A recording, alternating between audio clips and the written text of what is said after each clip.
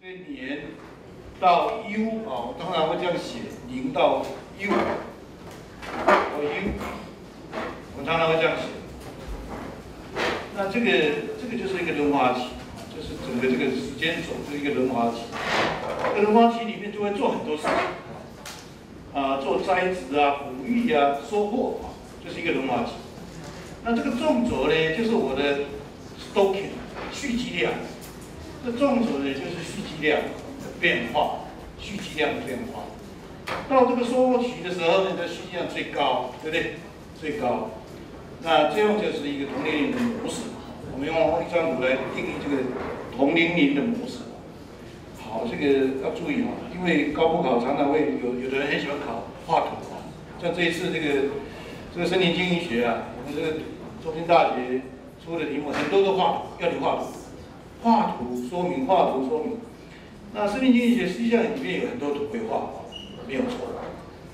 比如说我给你考，请你绘图说明同龄龄跟异龄的结构模式，那你就要画这两张图嘛，很简单嘛，一个三角形，一个是梯形，那要说明啊，不是会画图就好了。画图，当然我这个图画的也不是很好，为什么不是很好？因为没有说明。这个什么东西啊？通常一张图画出来的时候呢，纵轴跟X 轴跟 Y 轴啊，纵轴跟横轴啊，应该有说明的。比如说我这张图如果要画更好的话，应该我要告诉你说，这一轴是蓄积量，蓄积量呢，我要括号M3 次方每公顷这样子就表示说你认识，你知道。蓄积量定义了哈，那横轴呢？横轴我就写说轮滑期0到 μ 轮滑期。那我顺便把这个轮滑期过程刚刚可能要作为模式写上去，比如说开始栽植、哺育、完成收获。好，所以你那个教科书如果有这张图，你把它补齐，好吧？如果没有那张图，那我们讲义里应该把它补一下。就是说呢，应该有纵轴、横轴的意思。好，如果这个补齐以后，你在这个图下面就写一下这个同年龄的模式是什么？同一树种同年龄，同一个树种同年龄的经营模式。那100呢，不要叫梯形，为什么叫梯形？因为所有经营期初到经营期末，其实100呢很难定义什么时间是经营期初，什么是经营期末。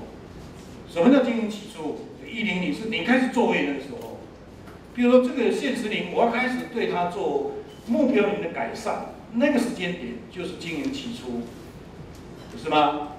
比如说有一个这个达林场有很多的天然林，那天然林，我不是要把它做人工林的更新，我可能是要去改善这个林相，我只要改善林相。所以这个开始要作业那个时间点，就是我经营的期初，规划的经营期初。那我这个经营计划可能要分几年来完成，那分这几年，比如说我用10年来完成，那10年去完成那个叫经营期末，所以一样一个时间轴。通常这个时间轴就是100里面你的经营期限，你的经营规划的期限，就是你的经营的时间，经营期。我要从什么时间到什么时间经营期？我10年，我就定义10年。那你会发现说那个蓄积量呢？蓄积量期初跟期末都不会归零，不会归零啊。期初的时候，你可能是开始砍一些出来，你可以用折滑作业来产生100啊。你可能用这个大部分都折滑，你折滑才能产生100啊。就选择一些树。你选择可以是好的树，也可以选择不良的树。选择不好的树拿出来就折滑的，就是除滑的意思嘛。就是这个比如说杂木，生长在这个林相里面占满的空间，那个不是我要的。那这个可能是入侵种，可能是这个我们不要的树种，生长不良的树种，那最容易入侵嘛，因为那些树种它是比较这阳性的嘛。可能可以一有空气的时候，它进来了。但是这些都是不是我要的啊？那怎么办呢？你就要清除嘛，你要把这个树种清除。啊，我再举一个例子给各位听啊，这个是我用达人林场的例子给各位看。达人林场啊，曾经我们也去看过，有很好的这个叫做什么呢？沙龙啊，就是我们现在的做比桐树啊。我们那个地方有很好的比桐树林子。假设说比桐树是我的目标林，我要建造一个很漂亮的比桐树林。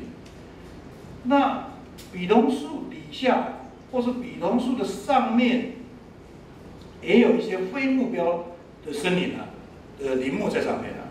比如说，可能上面有这个，会长一些啊，不是我们要的。比如说，可能会入侵进来一些像，这个血桐啦，像这个什么白泡子啊，像这比较阳性的树种，这些树种都是到处可见的，而且是不是我要的？因为在那里面很碍眼，就让我这个比桐树林呢看起来就不漂亮。那怎么办？清掉它，就把比桐树以外的这些杂木，我可以把它砍掉，清除。那我的这个比桐树呢，可能有一些小的比桐树就起来了嘛，那你经过几次的整理，比如说我的整理期是用5年来整理，我也不是一次把它砍光，我第1年砍一些，第2年再砍一些，第3年再砍一些，第4年再砍一些，第5年全部把它砍掉，所有的这些非比桐树的这些杂木通通清除。清除以后呢，因为我每一次砍一些掉的时候，底下的幼苗的比桐树通通出来了，所以我让整个这个林地通通是比桐树，非常漂亮。这个就会达成我的目标。那比桐树林，我就因为我这样的作业，就让比桐树真正变成一个纯林，而且是不同年龄的纯林的比桐树，那是很漂亮的。这个有没有过？有，达人长曾经过，土地银行曾经做过这样的作业，而且建造了一个非常漂亮的比桐树的纯林。但是后来因为没有管理又有很多杂木进来了。因为比桐树道理来讲，它不是一个可以完全优势占领那个土地的一个林木，因为它本身这是一个节肢植物，它本身就是生长比较弱势一点，必须要人为去管理它，它才会存在的。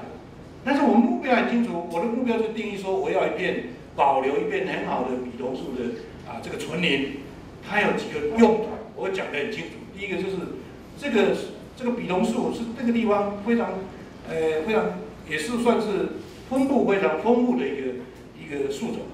那比桐树呢，在北部地方都受到病虫害它已经快要不见了。那这个重点是这个物种需要保护下来。第二个呢，当然它有这个景观上的这个用途因为一个纯的比桐树林对我们这个这个达人林场来讲它是一个非常有代表性而且非常好的一个森林。好，如果这个目标是我们要的，当然就要作业了，你就要去管理它嘛，花一点钱去做这样的动作。好，做出来的结果，这个比桐树的森林是一个天然，还是一个天然林呢？它是一个不同林级的天然林，是1林林，1林的森林。但是我的目标达成，可能用5年就会达成。这个就是我们想要去更新的、去处理的模式。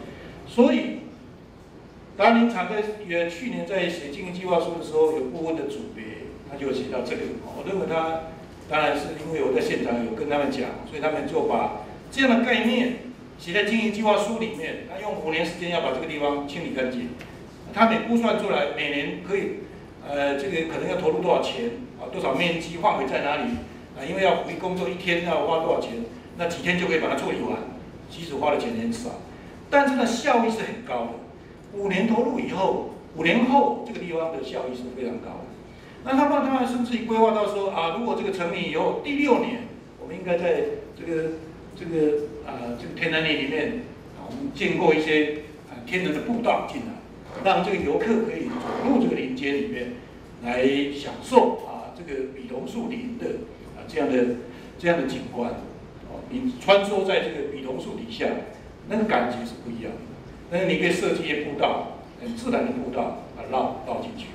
这个他第6年说要做这个事情，那整个最后就完成了。这中间后面还有要维护啊，不是说第6年以后就管他了，第7年可能要维护的款项就很少，可能是维护这个步道的这个，因为如果步道有在用，当然这步道就不会荒废嘛，那就 OK。顶多可能说还有一些杂木会出现，那用很少的人工可以把这个杂木尽量把它清除，不要让它有杂木，那影响就会出来了。所以后面的很多的维护工作可能是现场的这个管理人员就可以维护了，你不要再请工人就可以维护，他一个人就可以维护，因为非常整齐，非常好。他顶多找个时间进去看看有杂木，稍微把它弄掉就好了，不要让它起来，这个森林就存在了，就会很漂亮，对不对？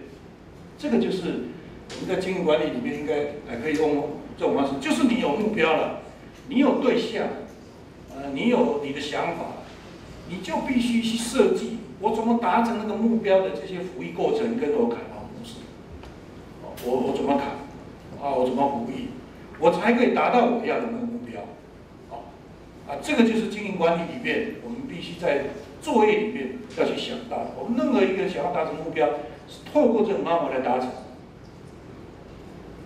但是这样的过程里面，当然要投入一些钱，要投入一个人力物力，但是它的效益是很大的，因为估算出来说，我这样做以后的效益是什么能够再把它想得更清楚，你这个业主，我们讲说森林有一个业主嘛，我们保利林场的业主是系主任嘛，这林场主任就是业主嘛，你告诉他说你可以这样做是 OK 的，那你愿意不愿意做那是在你嘛，如果你愿意做。当然就会产生一个很好的效益出来，那投入的钱有多少？你也可以有能力把它估，大概1年要投入多少钱，他就编经费嘛，去找预算嘛，就把它投入了，最后就会呈现你要的东西嘛。这个林场才在经营啊，这个叫林场经营啊，不然什么叫林场经营？我林场来了以后，我只是在那边弄个建筑物其他东西我都不动那不叫林场经营。林场经营是要把现有的现实林改善到你的理想的森林，这个才是你林场经营的你必须要做的事情，而且你有规划第1年要做什么，第2年要做什么，第3、第4、第5、第6、第2到第10年要做什么，所以每年都有事情对付的我们林地跟林木，我们的林地林木应该要去做很多的你的目标里达成的这个设计然后去完成它这个是我们森林经营里面要做的事情。那另外呢，这个整个作业刚刚讲说，我们作业就是这样，它在森林经营里面，它扮演什么层次？第一个，因为你作业方法不同，对生物这个部分就会产生影响，就叫生物层面的影响。生物层面，你想想看，这个生物是什么？生物当然是林木这个生态环境里面有活的东西叫生物，动物、植物、微生物都是生物只是我们对微生物，我们的森林。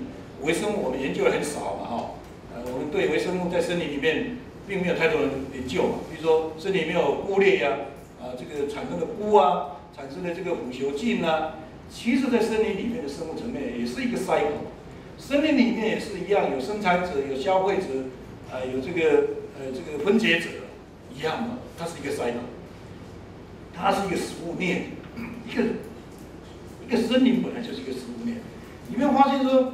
所有这些林木都是生产者，谁是消费者？可能里面的野生动物是消费者，因为这些野生动物会吃林木的果实会吃林木的嫩芽甚至也会吃这个林木的根等等等OK， 反正很多东西嘛所以里面会有很多，因为有这个食物的来源，一个森林又有植物，所以有很多食物来源，所以养了很多动物，眼睛你看得到看不到的都有。有鸟类，有各种这个动物在里面，也有可能有很多的哺乳类动物，有鸟类，有两生爬虫类，通通在里面靠着这些植物来生活的，有很多。但是里面也有微生物因为你动物的尸体、植物的倒下来的这些枯枝落叶，总要把它这个分解掉，所以有很多微生物在分解的这些生物。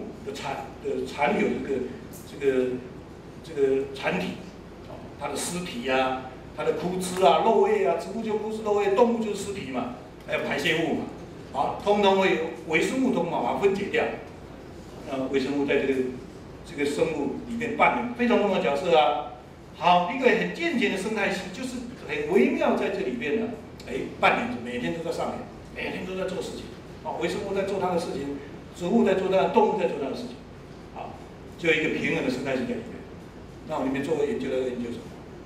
你们就在研究这里面所有东西要干什么？为什么要做枯枝肉叶的研究？为什么要做分解的研究？为什么要做这个土壤的微生物的这个调查的研究？目的就在做这个。为什么你要去做植物的调查研究？做植物的生长研究，做动物的调查？为什么要做这事？当然就是要掌握这个生态层面。好，所有这个森林作业法，你的一个动作，因为你会在上面做很多伐木嘛、更新嘛，摆进来不同树种，当然就会影响到生物层面的很多的里面的结构。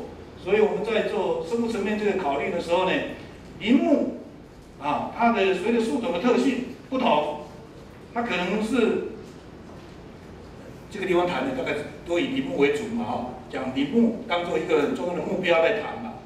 因为你要种进来，你要更新进来，这个林木呢可能特性不一样，特性不一样，你就要考虑到说我的更新模式跟发展模式是不一样的。比如说这个树种的特性，它会萌芽。那我为什么要做雌生苗更新？不用，那我可能萌芽更新就好了。都会选择的这个矮林作业。那所有作业里面有接伐作业、折伐作业。我刚刚讲这个主要是接伐、折伐、留伐、散伐，以外还有一个矮林作业法，还有一个中林作业，还有一个竹林作业。所有作业方法就这些。我们等一下有一张表，你可以看出来，所有这作业法就在这里。那这张表呢，当然是对你来讲是重要的，因为森林的作业法有哪些？它怎么样去应用它？这是你要考虑的嘛。那我们怎么样产生同龄林的作业？就这三种：接法 （clear、cutting system），那留法是 tree system， 散伐是这个叫 shelter wood system。那100 uneven edge stand 它只能采用 selection system 折法作业。除了这个我们叫桥林作业，桥林就是建构一个大的森林 high， 我们叫 high forest system， 就是高的森林叫桥林嘛，就是要建构一个非常这个高大的森林。那你所采用的作业方法这4种作业，只有4种。要么你就是用接法，要么你用折法，要么你用散法，这个都是会变成一个同龄林。如果你要变成100林，就折法作业就产生100林，就这样而已嘛。作业方法就只能这样写。但是如果你要产生一个矮林作业，什么叫矮林作业呢？叫 coppice forest system。这个通常矮林作业里面呢，都会用在我们叫混农林业 agroforestry。混农林业，我们混农林业可能就会用矮林作业，要不然就中林作业这2个。那就是说，我们森林我们不希望它这个太高因为我们可能有某些用途它是不一样，目标完全不同的。比如说我建造的森林，我要采叶子来做这个体验这个香精比如说我种的是一个肉桂。那肉桂呢？我希望采它的叶子来提炼，这个是我的收获。那我就可以做矮林作业，因为我这样作业比较方便嘛。人站起来就可以采到叶子，像茶树，像你采茶，你不能让这个老树茶很高，你采不到。每次你采茶都要用梯子去采，不可能嘛。那你要怎么做？做矮林嘛，做这个条状矮林嘛，用机器来采收嘛。那这个是变成矮林作业。就是我的作业方式，是因为要有这个收获方便，或是因为有某种目的，我就做了矮林作业。那你的中林作业就是我有高大的树，也有矮林的，把它混在一起，有乔木，有灌木这样的作业方式目的不一样。乔木可能要来保护下面，比如说我举个例子，很典型的有一些这个作业方式，其实我们很多林间种的这些农作物，可能它叫混农林业，我们也允许啊，有一些可以混农林业，就是说你上面要保留多少比例的这个林木，下面你可以做什么事情？这个叫中林作业啦。上面你可以有一些林木可以来保护下面的这个一方面是下面这个作物可能要有一些不同的这个遮阴的效果。我们不是用全阳光来让这个农作物作物来生长，比如说可能要有点遮阴那这个时候我们在混农林业里，我们就允许有所谓的中林作业，也就是有这个乔木跟矮林灌丛混着在一起的作业方式，这个是允许的它有提供这样的作业方式。所以矮林作业跟中林作业通常会在混农林业里面来谈怎么 copies forest system 或是 middle forest system 这样的东西在混农林业常常会被谈到那竹林作业北部当然是它有它特殊的情况，有竹林它不一样，它特别成立一个竹林作业的方式这个是所有森林作业的种类大概这么多。那这样的种类，我们在选择的时候，你要了解树的特性，你要了解，你要做那个不同的作业选择。你比如说我要做矮林作业，那你最好的方式是有一些萌芽比较强的树种，我们可以做矮林作业。那如果说这个很难萌芽巧的作业，这都是因为林木本身的特性关系嘛，所以你要去考虑到这些内容。其实除了这个以外，这个是指树种选择的时候，你在整个更新作业模式里面对树种选择的时候，你要从生物层面去考虑到你造林树种的选择嘛，跟你的作业模式是有密切关系的。比如说萌芽力强的，我才能选来做矮林作业。那如果萌芽力不高的、不好的，我们就用种子更新苗作业，那可能就要选的是乔林作业所以我们有不同作业模式，取决于你树种特性来取决于你作业方法。除了这个以外，我更要深入讲的不是只有这样，其实应该更宽广地讲这个森林作业会影响到生物层面，就是我刚刚讲的概念。一个生态系里面，它有3个很重要的扮演角色：生产者、分解者跟这个消费者这3个角色。当然，你引进一个不同的作业模式的时候，你在写这个影响 impact 对于这个，比如说我采用一个接法作业，我用一个树种进来，你的 impact 在哪里？你可以从生物层面去讨论它，讨论说可能会产生什么样的冲击。当然，这个要做很多研究，要看了很多前人研究你去写一个比较合理的，在这种作业下的冲击是什么？从生物层面来谈。比如说我接法以后这个林地里面可能有某些动物，因为它没有食物啦，它必须要离开。但是它离开的时候，你告诉我说没有问题，这些动物都可以离开，它旁边也有相同的林子，它们就会，因为动物是会动的嘛，所以它不会因为我的这样的施法作业，或是因为有这样的接法作业，这个动物会灭绝掉，或者动物会不见，不会。所以你要接法这个林地本身要做详细的调查嘛，那个调查里面包括植物的调查、动物的调查，这个通通要调查清楚。然后你在每一项对这些动物、植物做一些评估嘛，我们叫做影响评估嘛，叫 impact 你要对它做影响。你要接法作业，现在所有接法作业做影响评估的，所以你要从生物层面来写这些东西，就是说这里面有哪些动物，那经过这个接法的时候呢，这个动物会怎么移动，讲清楚嘛，它会移到哪里去，移到哪里去，所以不会影响到这个动物的生存，没有问题啦。那微生物呢？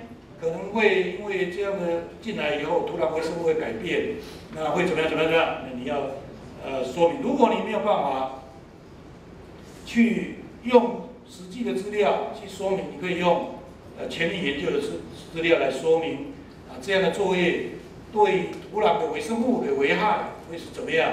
那多少时间会恢复回来？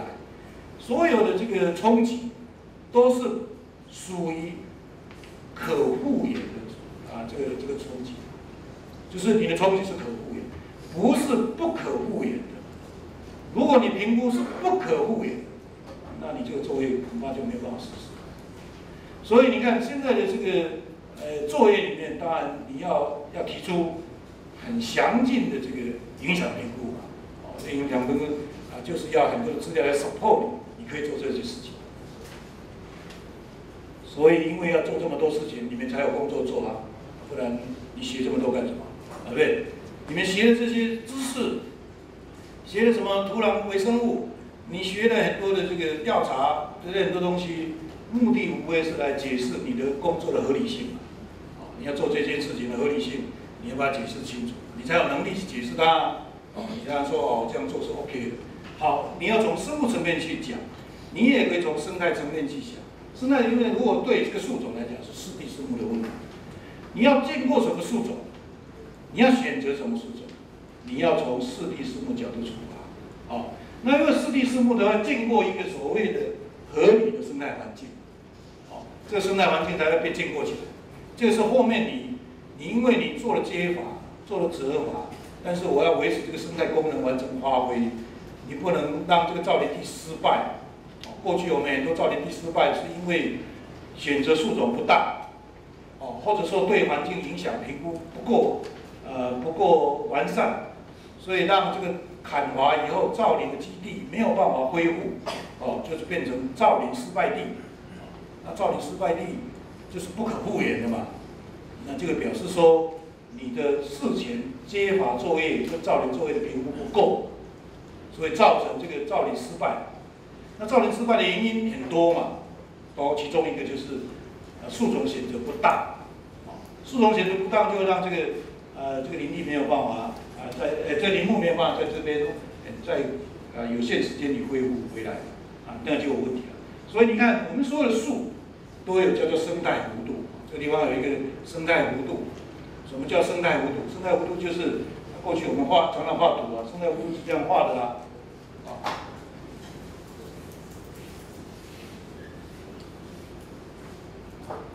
我们会画一张图，就这样画绘制画这样。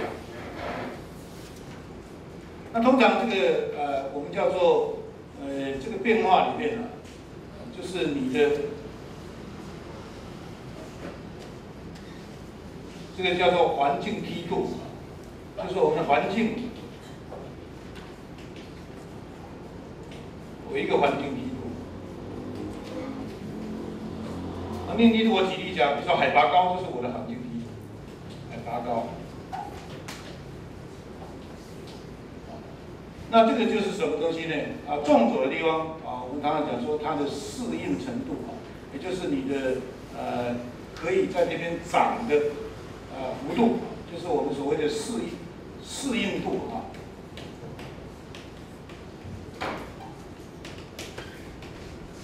可以适应的程度。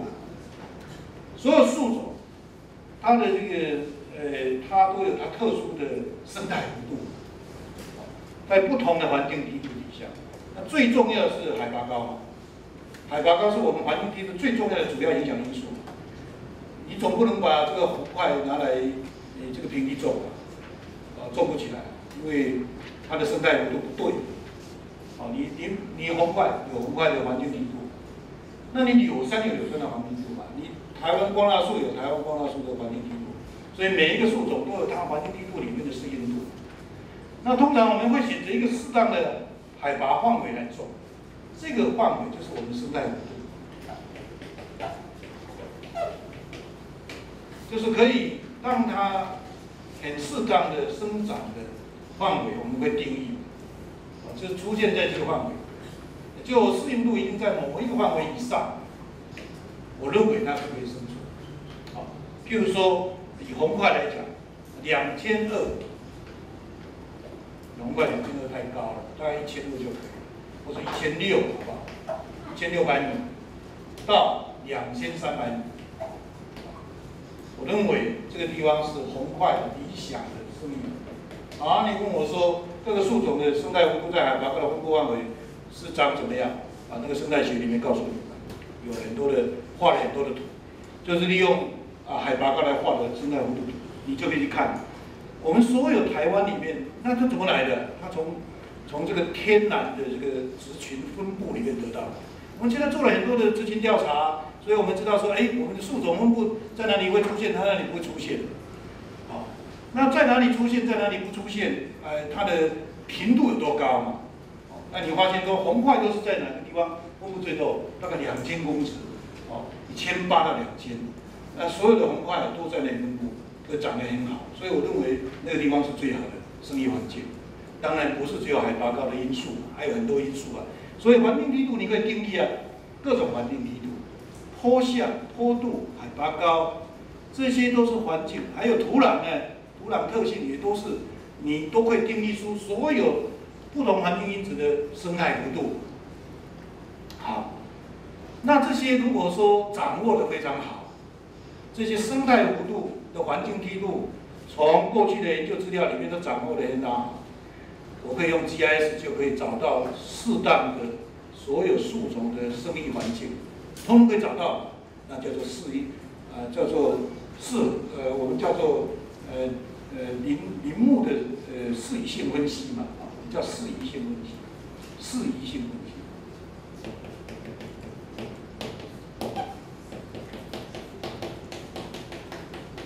我们林木生长的适宜性分析就可以出来了林木的适宜性分析，它的基础就是要很多的这些环境梯度的这个它的范围包括它是生长在什么样的海拔高，范围是多少，在什么样的坡度，什么样的坡下，什么样的土壤特性，pH 值要多少到多少范围，土壤要属于什么类型，这些条件都在，这 criteria 里都有。那你就用 GIS 就可以把这些图层，我刚刚讲说，你可以把这个图层都建构，建构好了以后，全台湾这些图层都有啊。建构好以后，你把这个条件都下去 ，GIS 就可以帮你分析最适合你红块生长的位置都在哪里，都跑出来。这个叫做林木的适宜性分析。好，这个是从技术层面里面我们做得到，现在的空间分析都做得到，所以我们一个实习就是帮你做这个。譬如说你。假设是我们在达伦林场，当然这块地所有环境因子也都有啊，坡度、坡向、海拔高什么都有。好，那我假设说我今天要建一个叫做乌心石，那我请问你在哪里做最好？那你要告诉我答案啊，对不对？然后你把它分析出来以后，告诉我说这个几个位置都很好，那我要评估一下那个位置有多大，是不是够1公顷、2公顷、3公顷？如果有一个地方发现说，有50公顷都可以来建构这个乌心石，那我就选择那个地方就是我的造林地点。我造林地点就这样做，那我很保证说这个地方就是湿地湿木，因为你已经把乌心石的条件都列得很清楚。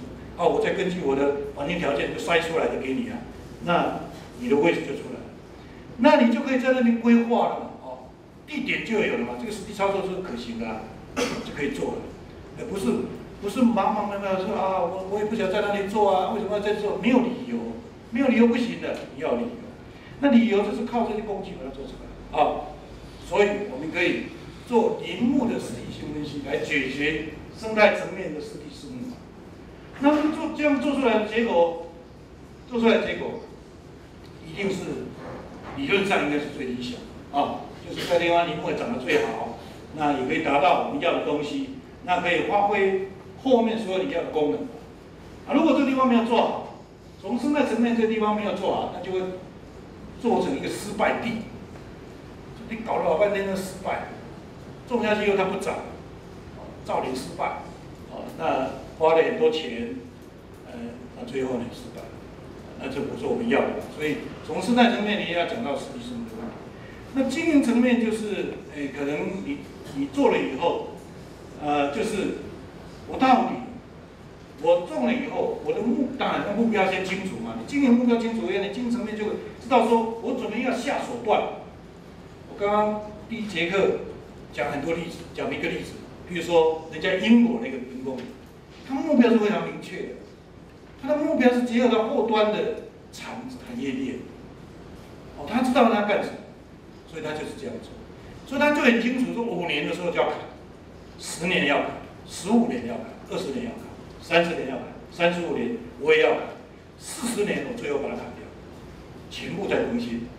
目标非常清楚啊，所以这中间它是利用书法当做服役的过程，但是所有的服役都有收入，台湾的服役都是在投资，没有收入，人家的服役是收入的，人家也不用一炒啊，为了种很密还是什么炒，种的密密麻麻的，根本就炒都长不出来，所以它是只有靠着书法来做服役，甚至有收获。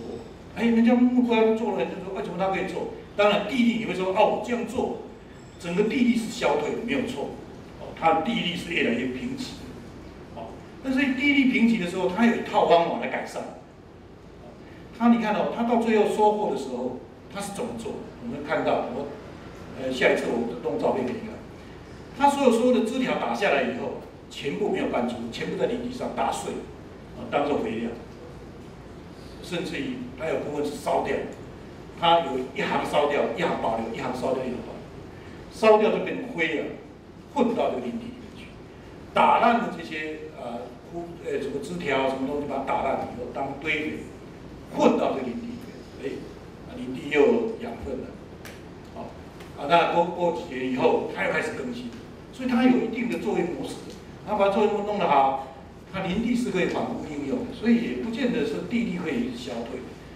它可以做比较永续的生产，那这个就是 OK 啊。所以你的作业方法考虑到这么多事情的时候，就可以做得很好。哦，比如说在经营层面里面，当然你不同的目标林作业模式就不一样。我经济林大木材导向，你用书法这个技术进来达成这个目标。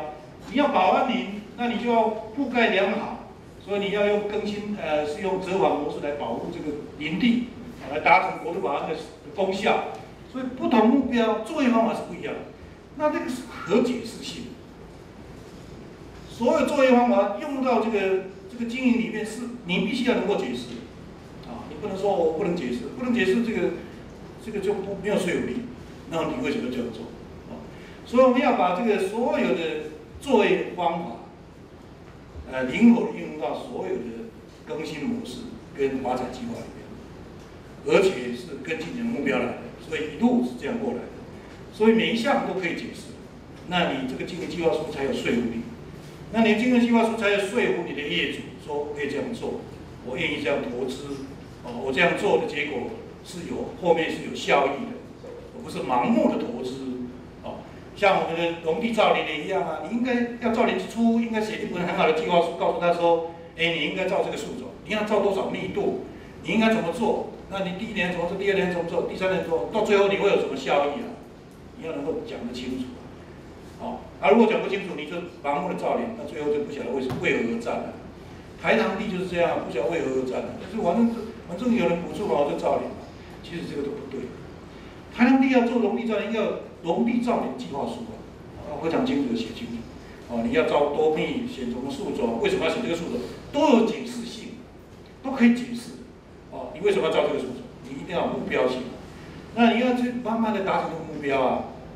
你随着时间变化，你要达成那个目标啊。你可能5年要达成某个目标，10年要达成某个目标，那这个都很多国外很多历史我们可以学啦。人家都可以做得成，我们当然也可以做得成。我们也可以在我们的农地里面，大片农地里面做密植的动作，我们也可以一样可以这样说这就是要有很丰富的这些森林经营的概念，还有这个有能力做这个经营管理规划的人去帮他设计，这个就是你帮他设计，帮他规划设计，然后写出一个完善的经营计划书，可执行的经营计划书能够写得出来吗？如果这个可以写得出来，当然人家就可以按照你的经营计划去操作，那这个结果就不一样，就不会呈现不是你要的结果。所以这个森林作业法，它的知识就包含了很多了，包括你要懂得这些艺林学的知识、生态学的知识这些你都要懂，而且还有一些空间规划的能力这些都要懂。综合应用以后，才能够把森林作业法落实在经营计划书里面而不是说我听听就好，我听听有折华作业，有植华作业，什么作业，你也知道那些作业的方式是什么，但是重点不是你知道而已，重点是你要会用，这个才是重点。你怎么用？你怎么用在经营计划书里面来？你学了很多生态学的知识，但是你不会用；你学了很多1零学的知识，你也不会用，你也不知道怎么用。那你只有到最后到经营学的时候，好，你这些知识我们就要让你活用，你就要活用。什么叫活用？就是什么用东西你要用在什么地方是对的，啊，什么东西用在哪里地方是不对的。那你用了这个东西以后，你有解释性，你用生态学的角度来解释它，你用经营学的角度来解释它。那你要有操作性，你可操作。你可操作的意思就是说我可以把它实现，这个叫可操作，而不是说我知道就好，知道怎么样？知道你也知道，接完之后就把它全部砍掉，接完之后也折完之后就折完。那我问你，它用在哪里？那为什么要这样用？你讲不清楚。那经营计划书写不出来，可操作性就没有。那你要实地实目，过去也告诉你你要实地，你也知道要实地实目，但是我进一步问你说，那在你做叫做实地实目，你就做不出来。你也知道生态的弧度在内，但是你就是不可操作性，你不会用，你找不出那个位置。那我告诉你，适宜性分析就帮你把这个可操作性达成。这个是在森林经营学里面会把这些很多的这个技术层面的东西，你懂的知识，最后综合起来用在经营计划书里你要能够做，这个才是我们很重要的目的嘛。所以过去你懂森林作业法，但是不见得你懂得怎么做。这个就是为什么在这章里特别又把森林作业法拿出来讲的主要的原因因为你去检视所有课程大纲你会发现说1林作业、1林学有一个叫森林作业法，森林经营学有一个森林作业法，但是两者之间是显然不同，所以我要让你知道是这一点。但是里面所讲的内容这些名词大同小异，都是一样，不会不一样。1林学里面所谈的这些森林作业法，跟经营学里面谈的作业法是一样的。它的操作模式、这些定义都一样，但是我要告诉你的是，它是要落实在经营计划书那条林作业当然就是用种子苗去做的，这个在1林学里面都讲了很多了。大家见过一个同龄林那100呢，它就不一样了，它要用同龄林用接滑作业、流滑作业、散滑作业3种方法去达成那接滑作业当然是一次砍光，流滑作业呢就是留一些母树来做更新。那散滑作业就有预备滑、下转滑、后滑，这个在1林学里面就讲得很清楚。什么叫做预备滑？预备滑就是先砍掉一些树让这个有阳光，让这个母树可以开花结果。开花结果怎么做？开花结果就是要破坏。各位，我前几天才有一个老前辈告诉我说，那个果树如果你要跟人家不一样的时间采收，他说很简单。我说怎么简单？他说你拿棍子把所有叶子都破坏，它就马上开花，马上结果，而且开花开的特别多。我说为什么这样？他就用那个把它破坏，以为他开始，他原来可能就在行光合作用还是什么，你把它破坏以后，它好像是马上就应该要开花结果，我好像生命快结束了。很多树会开花会结果，是感受到外界环境，它好像要死亡，它才会开花结果，要繁衍下一代。这个是自然界很正常的现象。那林木也是一样快死了就赶快开花结果，要完整下一代的这个更新。如果你让它很健壮它长得很好它不会开花结果，他会认为说我还可以长很久我为什么要开花结果？因为我不用繁殖。那如果你把它破坏，你把它弄快死掉，它就开花结果，那就开始开花结果因为要准备繁殖下一代，因为他知道他要死掉，就是这个意思但是呢，当你把它破坏这果树以后，你赶快把它抢救回来，开花结果完整以后，果实采了以后呢，赶快再把它恢复，那你又敢这样？好像我没有死还活着，它又开始恢复原来的特性，是这样的。林木也是一样，林木也是一样你要怎么样呢？预备滑，预备滑就是要让它感受你快不行了，你要开花了吧，不然你可能下一辈子没有，我把它砍掉就没有，所以它就开始开花结果。开始有种子，它是下种，这个动作是这样。然后呢，到它已经开花结果以后，让它下种子，就是把这些母树砍掉，那种子就堕下来。最后呢，再后把这所有的树都砍掉，完成所有的更新。这个就是一个天然更新的模式，但是这个更新还是同年龄，因为这个动作可能在35年之内完成。啊，从易背法、下种法、后法，可能5年内就完成，就完成这个动作。所以在5年内完成的这些林木呢，我们通通称为同龄林，因为我们过去的林阶是5年为林阶嘛，5年生、10年生、15年生、20年生，5年生、1年生里面可能有1年生、2年生、3年生、4年生、5年生，我们通通一样，都叫5年生。不管你是1年、2年、3年、4年、5年，我们都是5年，因为这中间我们森林比较概括化，你知道吗？森林是很粗犷的东西啊，我们没有那么细致说1年、2年、3年、4年没有。1年到5年都是5年，5年到10年都是10年，10年到15年都是15年啊，这个意思。所以它一样可以产生你要的东西。好，这个就是一些图示啊，这个是接法的概念啊，以次方完成。所以你看它都是一个接55到20，就同样一个森林。好，那最后呢一个 H 是电，这个是接法。所以接法也不是说一次都把它砍光，一次种也不一定，一次砍光，分5年来种都是同龄。或是分5年来砍，每年都种，这个也是同龄，懂意思吧？啊，作为模式有很多种啊。你为了要国土保安，我可以不是一次砍掉5公顷，不是啊，我可以第1年砍1公顷，第2年再砍1公顷，再来砍1公顷，再来砍1公顷，分5年来砍。那5年来砍的时候，我可以把它全部砍完，我再造，就变成同龄。我也可以一边砍一边种，一边砍一边种，一边砍一边种，这个也是同龄林啊，都是5年生。不管1年生、2年生、3年生、4年生、5年生，都是同龄林，叫做5年生的同龄林，就是这个意思。所以那个作业模式完全一样。那你也可以这样分代来砍，你可以我这边砍一代留一代，砍一代留一代，砍一代留一代。那经过5年以后再把这一代砍掉，那这个还是同龄林的代种。好。